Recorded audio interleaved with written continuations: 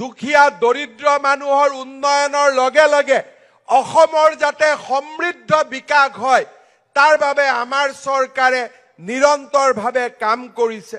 1 লাখ চৰকাৰী চাকৰি, মাইক্ৰ' ফাইনেন্সৰ মহিলাসকলৰ ঋণ ৰেহাই, প্ৰতিটো পৰিয়াললৈ ৰেচন কাৰ্ড, আমাৰ আয়ুষ্মান অসম, আয়ুষ্মান ভাৰতৰ জৰিয়তে 5 লাখ টকালৈকে মেডিকেলৰ সেৱা, আত্মনিৰ্ভৰ অসম আঁচনিৰ জৰিয়তে অসমৰ যুৱক যুৱতীলৈ 2 লাখ টকাকৈ আৰ্থিক সাহায্য, মহিলা আত্মসহায়ক গোটসমূহক সবলীকৰণ, মুখ্যমন্ত্ৰীৰ আৱাস যোজনাৰ দৰে আজি আমি দুখীয়া দৰিদ্ৰ জনগণৰ মাজত কাম কৰাৰ বাবে আমি প্ৰচেষ্টা কৰিছো। ইয়াৰ সমান্তৰালভাৱে আমি ৰাজ্যখনৰ বহুমুখী উন্নয়নৰ বাবে কাম কৰিছো। এতিয়া গুৱাহাটীত নতুনকৈ ৰিং ৰোড হ'ব। জাগিৰোডৰ গাতে স্পৰ্শ কৰি নাৰেংগীৰ পৰা কুৰুৱালৈ, কুৰুৱাৰ পৰা সোণাপুৰলৈ, সোণাপুৰৰ পৰা বাইহাটা চাৰিআলিলৈ গুৱাহাটীত ৰিং ৰোড হ'ব।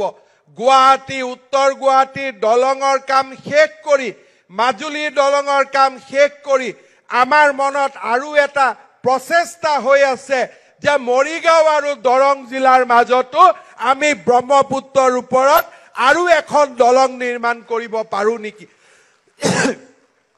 সেই প্ৰচেষ্টাৰো প্ৰাৰম্ভণি ইতিমধ্যে আমি হাতত লৈছো।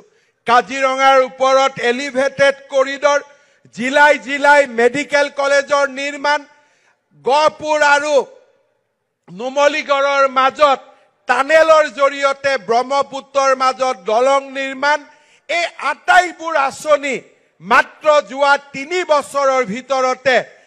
ইতিমধ্যে গম পালে যে মুখ্যমন্ত্ৰী ডাঙৰীয়ে কেইবাখনো আঁচনিৰ বিষয়ে ক'লে যে আপোনাৰ প্ৰথমখন 4খন আঁচনিৰ বিষয়ে মুখ্যমন্ত্ৰী ডাঙৰীয়ে বিষয়ত ঘোষণা কৰিছে। এই 4খন আঁচনি আপোনালোকে সাধাৰণতে অতি সোনকালে জানুৱাৰী মাহৰ পৰা ষ্টাৰ্ট হ'ব বন্ধ কৰিলে 4খনে আঁচনি আৰু মুখ্যমন্ত্ৰী ডাঙৰীয়ে বিষয়ত ঘোষণা কৰিছে। আঁচনিক লৈ মুখ্যমন্ত্ৰী ডাঙৰীয়ে এই বিষয়ত ঘোষণাক লৈ সাধাৰণতে সকলোক ধন্যবাদ জ্ঞাপন কৰিছোঁ। আৰু অসম চৰকাৰে সকলোবোৰ সাধাৰণতে ভাল পদক্ষেপ লৈছে। আৰু বস্তুৰ দাম বাঢ়ক বা নাবাঢ়ক কোনো কথা নাই, গোটেই ভাৰতবৰ্ষত যিমান সাধাৰণতে মূল্যহাৰৰ বৃদ্ধি পাইছে সিমান মূল্যহাৰে সাধাৰণতে অসমতো চলিব। আৰু আপুনি ইতিমধ্যে আঁচনি কেইখন লৈছে, বৃহৎ আঁচনি ইতিমধ্যে আত্মসহায়ক গোটৰ বাবে যিসকলক সাধাৰণতে 40 লাখ মহিলা আছে তেওঁলোকক 10,000কৈ টকা একেবাৰে বিনামূলীয়াকৈ দিয়া হ'ব। প্ৰত্যেকগৰাকী মহিলাৰ একাউণ্টত সোমাব। আৰু সকলোৱে এই বিষয়ে মুখ্যমন্ত্ৰী ডাঙৰীয়াৰ পৰা শুনিলে আৰু চেনেলটো ছাবস্ক্ৰাইব কৰি দিব। সকলোক মই হাত জোৰ অনুৰোধ জনাইছোঁ, চেনেলটো ছাবস্ক্ৰাইব কৰি ভিডিঅ'টো শ্বেয়াৰ কৰি দিব। তাৰপিছত আপোনালোকে সাধাৰণতে আত্মসহায়ক গোটৰ পিছত আপোনালোকে আৰু এখন আঁচনি লোৱা হৈছে, এইটো হৈছে 2 লাখ, 3 লাখ, 5 লাখকৈ টকা যিসকলক সাধাৰণতে নিবনুৱা সমস্যা দূৰ কৰাৰ বাবে এই 2 লাখ, 3 লাখ, 5 লাখকৈ টকা যিটো আঁচনি ইতিমধ্যে লোৱা হৈছে ব্যৱসায় বাণিজ্য কৰাৰ বাবে যিটো আঁচনি লোৱা হৈছে, ইতিমধ্যে মুখ্যমন্ত্ৰী ডাঙৰীয়া বিষয়ত ঘোষণা কৰিলে যে 2 লাখ, 3 লাখ, 5 লাখ টকা যিটো আঁচনি সাধাৰণতে মুখ্যমন্ত্ৰী ডাঙৰীয়াই ঘোষণা কৰিলে যে এই আঁচনিৰ বাবে আপোনালোকে যোগ্য হয় যদি আপোনালোকে অতি সোনকালে এই পইচাখিনি পাব।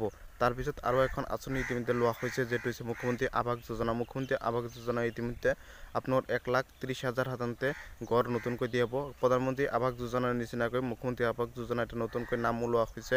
আৰু 1 লাখ সাধাৰণতে দুখীয়া দৰিদ্ৰ মানুহক সাধাৰণতে ঘৰ নিৰ্মাণ, পকা ঘৰ নিৰ্মাণৰ বাবে এই মুখ্যমন্ত্ৰী আৱাস যোজনা অতি সোনকালে ষ্টাৰ্ট কৰিব। এইটো জানুৱাৰী মাহৰ পৰাই ষ্টাৰ্ট কৰিব। আপোনালোকৰ মাজত মাত্ৰ এটা দিন আছে, তাৰপিছৰ পৰা সকলো ষ্টাৰ্ট হৈ যাব। আৰু আজি হৈছে 30 সাধাৰণতে ডিচেম্বৰ তাৰিখ 2023, মাজত মাত্ৰ এটা দিন আছে, তাৰপিছত আপোনালোকৰ নতুন বছৰ পৰিব। আৰু নতুন বছৰৰ পৰা এইবোৰ আঁচনি লোৱা হ'ব। কেইবাখনো বৃহৎ আঁচনি লোৱা হ'ব। আৰু এই আঁচনিৰ বিষয়ে মুখ্যমন্ত্ৰী ডাঙৰীয়াই বৃহৎ ঘোষণাও কৰিছে। আৰু ভিডিঅ'টো শ্বেয়াৰ কৰি দিব, চেনেলটো ছাবস্ক্ৰাইব কৰি দিব, লাইক এটা কৰি দিব। অসম চৰকাৰৰ প্ৰতিটো খবৰ, প্ৰতিটো আপডেট মোৰ চেনেলটোৰ পৰা পাই থাকিব।